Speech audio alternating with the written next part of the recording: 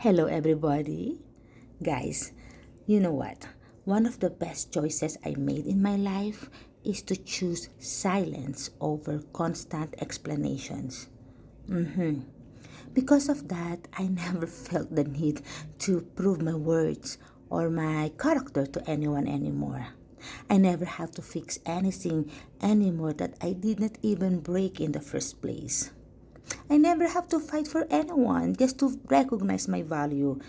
Okay? That's that's a very good feeling.